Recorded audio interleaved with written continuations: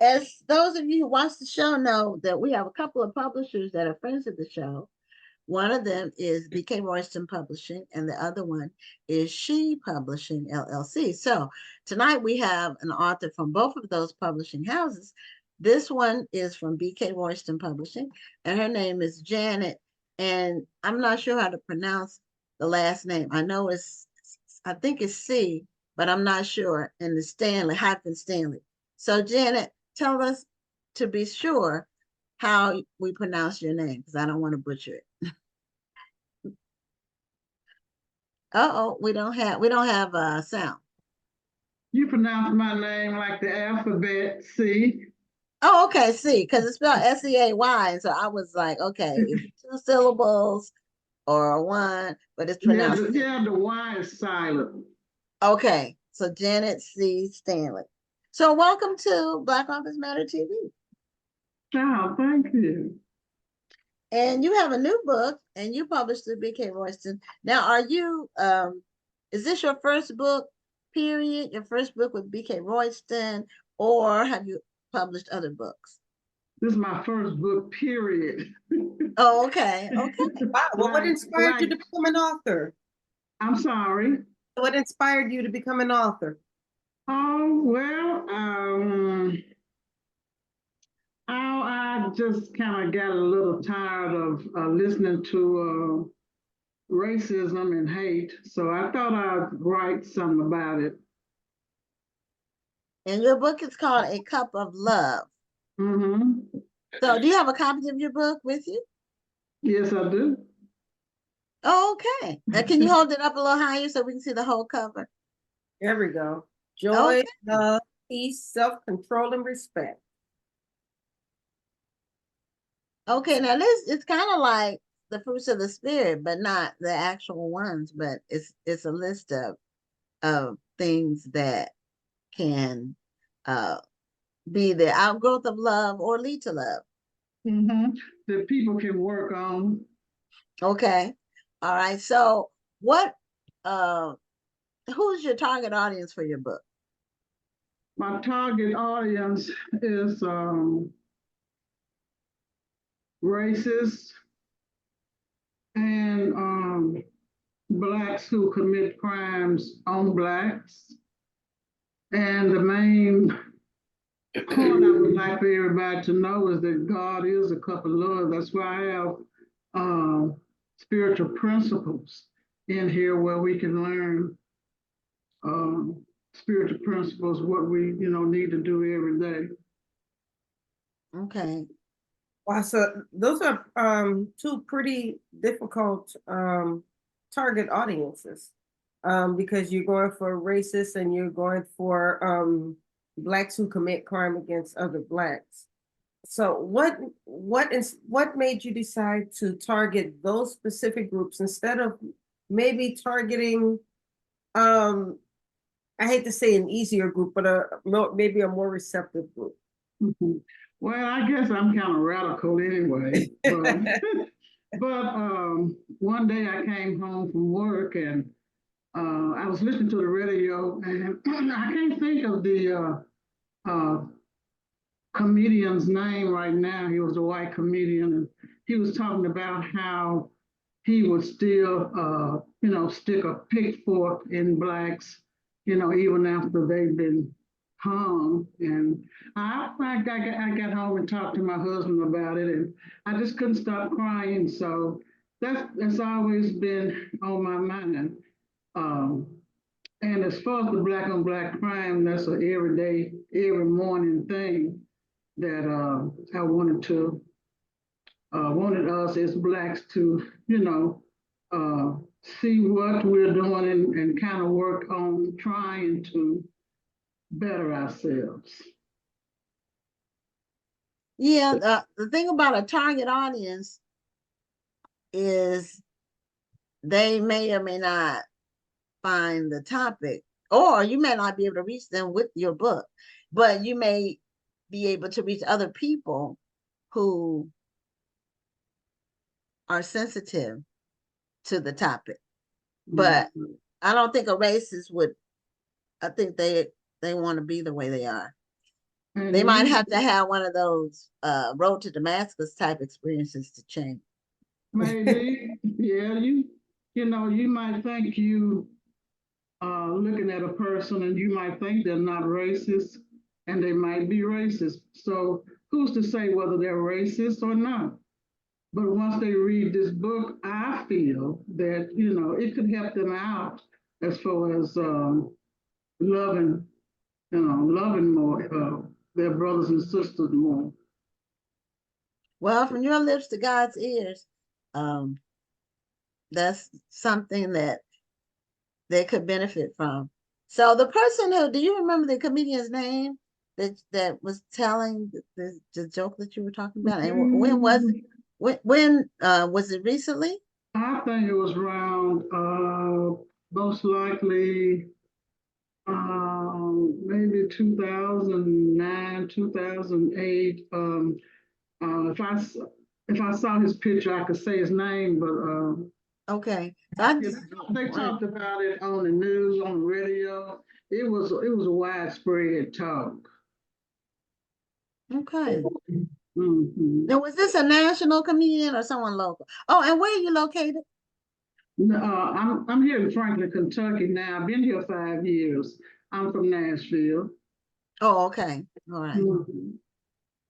Mhm. Yeah, I'm sorry I can't remember his name, but But no, that's fine. I just wondered because I need to look him up just to see who the heck he is and maybe put some negative Yeah. reviews on somewhere. yeah, He I needs to know he probably inspired a book. yeah, I'll probably send it to you tomorrow. You know. Okay. So your So book was just was published in October, is that correct? In last year. mhm. Yeah. One. I was writing my book in 2016, but that was the time I was getting my master's. After my master's, I wanted to publish the book, but I decided to get my doctorate degree.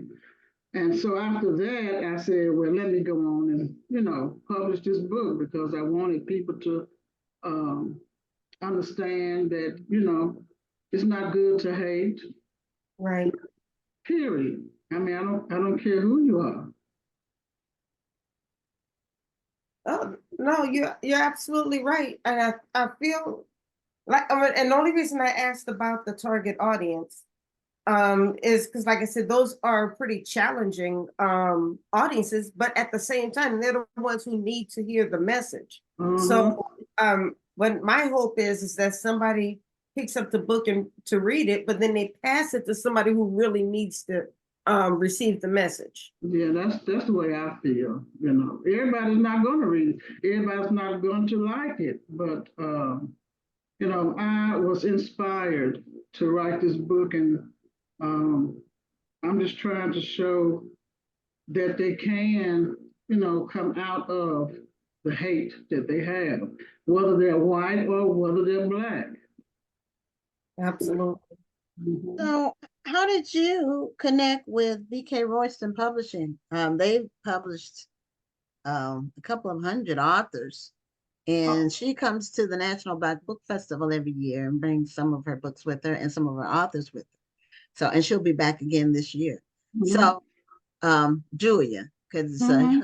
my team, but Uh, Julia, the one Yeah, that a friend of mine at my church heard about her. So I called her up and I told her that I was ready because there's no way that I knew how to set margins or anything else, when it comes to the book. So she really helped me out.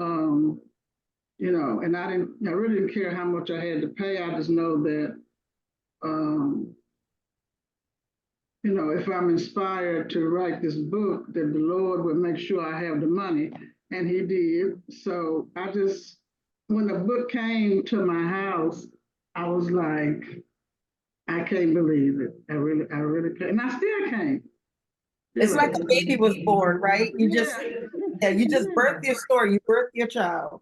Yeah. And and you always in hopes that people, enjoy it, whether they like it or not, and just enjoy it, reading it. Everybody's not gonna like it, but hey, I thought I'd put it out there. So Well, it takes a certain amount of courage to put your words out there because you are opening yourself up to critique from mm-hmm. strangers, and that's not always easy. But I will say that every time, it doesn't matter how many books that you write or publish or whatever.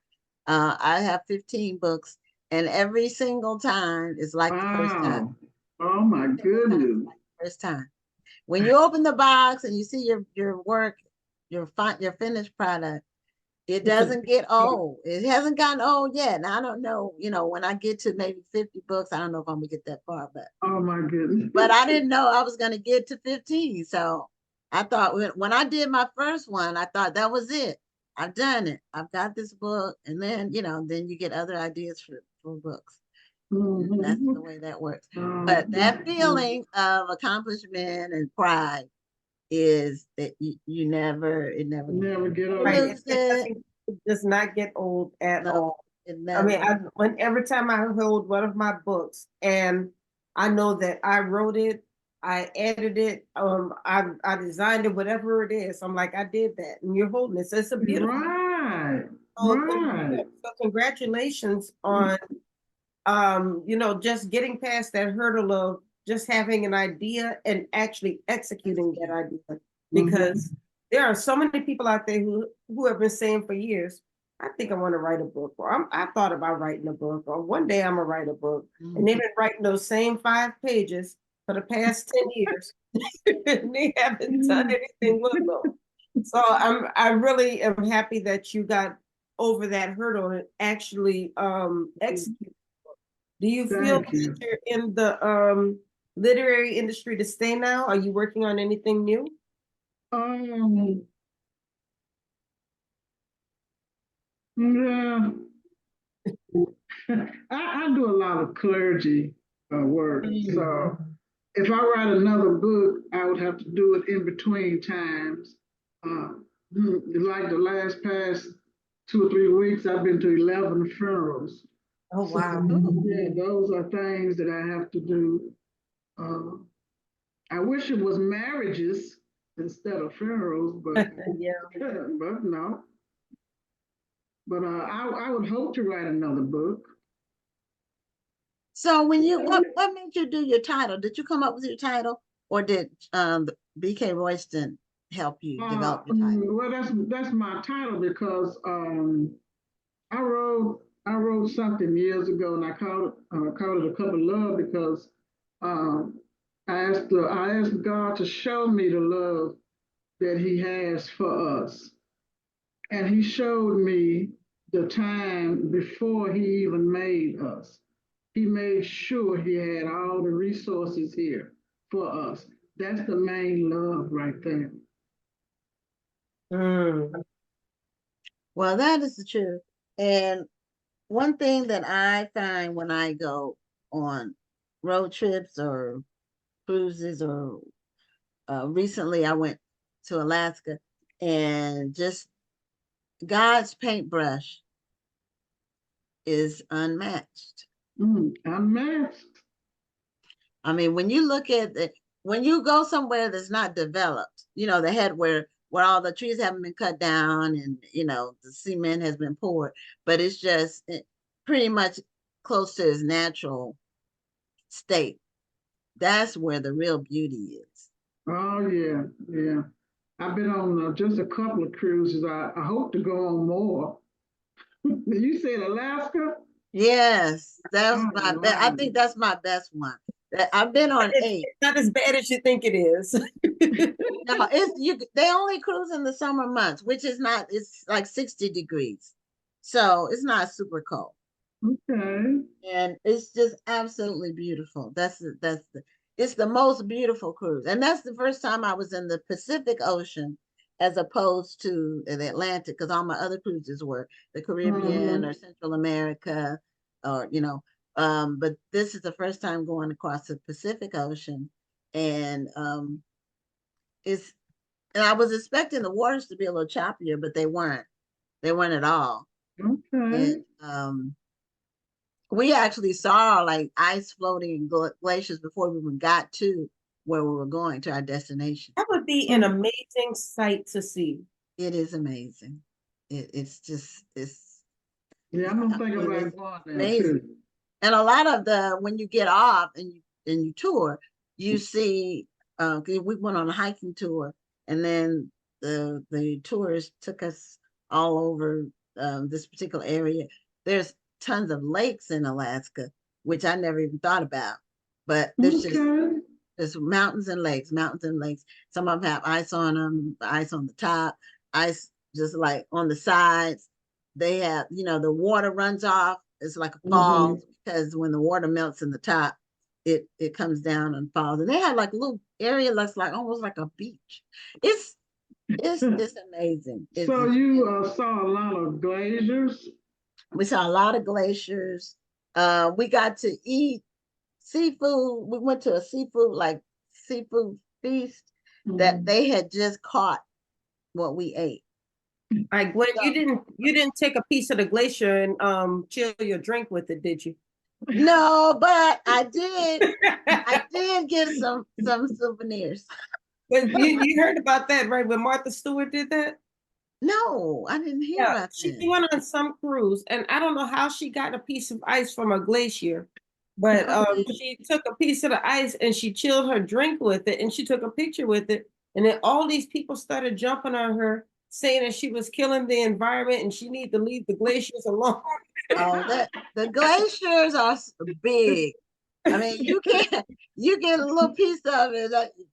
It probably froze over before she even got it off of there. It's huge. It's huge. You can't even describe it. It's huge. It's just huge amounts of mountains with ice on them. So they're not going anywhere. And the people who live there, in one of the towns we went to, because we went to Juneau, but we went to a couple other smaller places that are basically just tourist places. And they have the tourist months are like 3 months out of the year. And then in the summer, the rest of the time, those people are snowed in. Right. Months and months and months and months and months. Like where it snows a foot of snow every day, or 2 feet of snow. And it's not that many people that live in that little town either. So they have to really rely on their rugged individualism, and they have to live off the land, chop wood for fires and have 15 layers of clothes on when you go out. But it's just Yeah, they really, used to all that. yeah. Well, I would, Have all those layers like, on anyway. That's cold. yeah, it's cold. It's cold. But we were there when it was 60 degrees and it was 100 degrees in Houston, and we were happy to get away from the 100 degrees for I know that's right. we were happy about that part. But Janet, what do you want? What's the most important thing about your book? I know you had those different parts of love that you have on the cover, the different aspects of love that you want to share with your readers. So what made you come up with those? Are those from scripture? Are those from just These are ideas from you had? Or these are from scripture. okay. And the most important part of the book is the spiritual disciplines that I have. That I had used one of my resources. These are things that, people are not supposed to, but they don't. Like forgiving yourself and forgiving others, you know, different types of prayers that we do, all that's in here. Um, that's the most important part of the book is the practices. So you have the book broken down by scripture, and then you discuss the scripture? When you talk about the practices, they're not, it's part of the Bible. You got like the fixed hour of prayer, you got the definition, you got the scriptures it's more than one scripture. You got the scriptures, then you have the practices that include certain like following the prayers in the liturgy of the hours, following a personal liturgy for prayer at a set hour. Then you have the God-given fruit. So, just just asking people to do their spiritual practices each day, they have to know more about, just, you just saying it, they have to know more about it. They have to know what the practices include, And one of these days I'm gonna go on a good retreat. I haven't been on a retreat yet. But one time I told my instructors I'm going on a retreat, and I went to my home because there wasn't nobody there. I had It's a retreat. a retreat because it was quiet and it wasn't nobody there but me and God. So that was a retreat because my husband had passed, and some years later my second husband passed. So two marriages is it. I'm not gonna get married, I don't think, anymore. Wow. Yeah. It must be difficult losing two spouses. Hey, that's what I was thinking. Yeah, it's real difficult. And but at least I know where they are.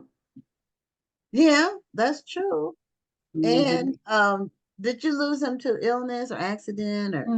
Illness, both of them. The first one had we thought he had a COPD, which he did, but he had an underlying disease, which was Lou Gehrig's. Oh, Lou Gehrig. Yeah, that takes away the muscle tones and all that. Right. And that's slow process. Yeah. Well, when we found out, I think he had just a couple of more years. Oh wow.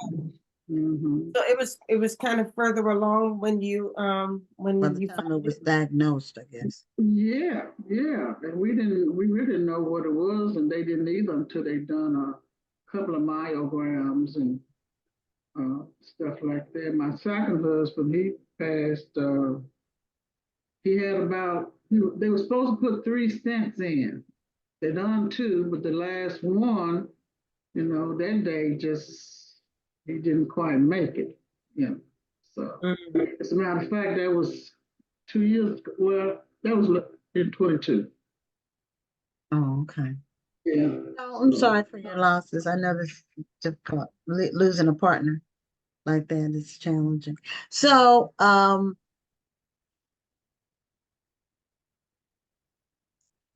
what have you been doing like in your local area with your book? Have you been out speaking with people? Have you done book signings? Did you have a book launch? Have you been promoting your book? I had a book signing in Nashville, Tennessee, where I was born and raised. Okay.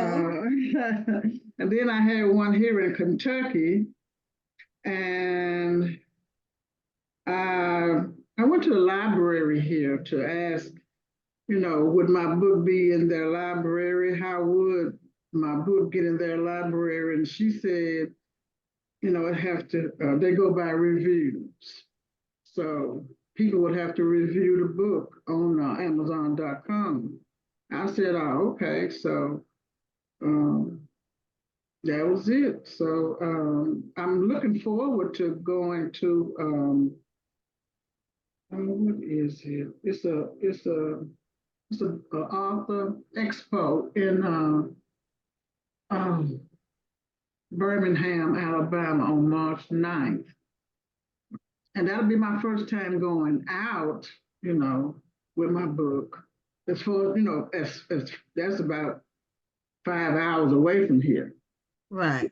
So I'm gonna have to just learn to just get out of here and talk about my book more. Well, yeah, people meeting the public to talk about your book is a very good exercise in learning how people respond to certain pitches. Because, they say you need an elevator pitch for your book, which means if you're in an elevator with somebody and you have 30 seconds or less to tell them about your book, what's the elevator pitch? And getting out and meeting people helps you refine your pitch. Because certain things work and some things don't. You have to. Right. I can imagine, because I don't know what my picture would be, but Well, but the pitch is the way you describe the book to us. really, You should be able to talk about your book for at least 30 seconds without saying, without pausing. And the more you practice that, the easier it will be to tell people about your book. Just picture yourself in an elevator with someone, and you have to tell them about your book until they get to the next floor. okay. And people really buy you. They buy your book, but Right. they buy you. They buy your enthusiasm. Okay. And your ability to persuade them or just tell them about what you have. That's really what gets And them also remember, interested. if you're not excited about your book, they're not going to be excited about your book. So when you're talking about your book, show that enthusiasm, show that passion, the same passion that you put into writing the book, you've got to put into promoting the book. Okay. Okay. Yeah. Sounds good. It's Okay. important.